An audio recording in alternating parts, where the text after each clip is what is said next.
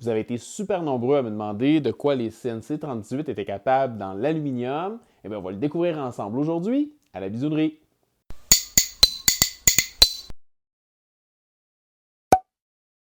Donc, pour faire nos expériences aujourd'hui, on va utiliser ma bonne vieille 3018 de chez Mostix. C'est celle-là que vous avez vue déjà plusieurs fois sur la chaîne. Je lui ai ajouté le kit d'extension d'AXY, mais autrement que ça, c'est une 3018, tout ce qui est de plus standard. Celle-là date déjà de plusieurs années. Donc, je vais vous laisser un lien dans la description vers une machine équivalente qui est disponible aujourd'hui, si jamais vous décidez de faire le saut.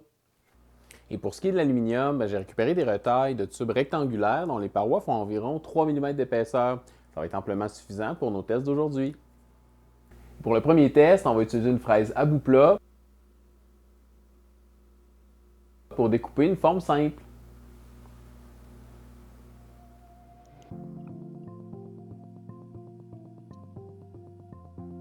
Directement dans l'isole, je dessine un cercle de 15 mm de diamètre.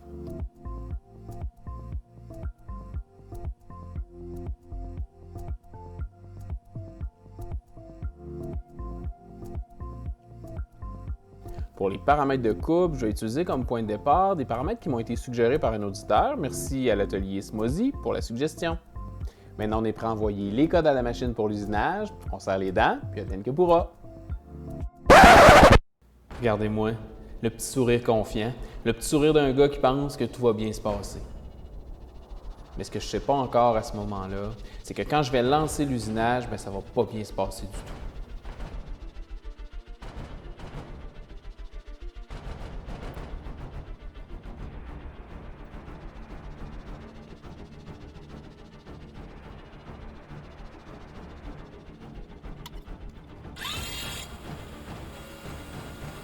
Au premier essai, il va y avoir tellement de vibrations dans la tête de la machine que le cercle au final va avoir à peine plus de 14 mm de diamètre.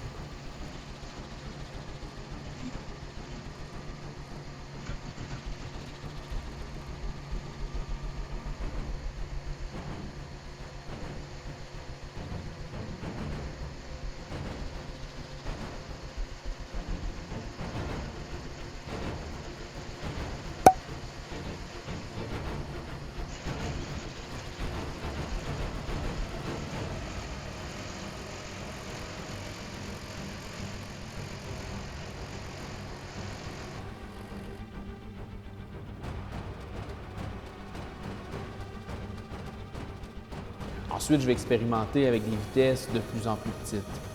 Deuxième essai, même problème. Troisième essai, même problème.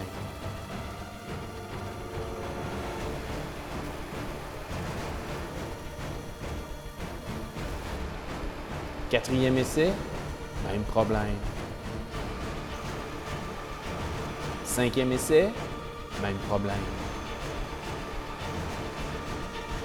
Pas que je sois particulièrement têtu, mais je vais essayer une sixième fois à un pas d'escargot et toujours les mêmes vibrations. Terrible et le même résultat, franchement moche.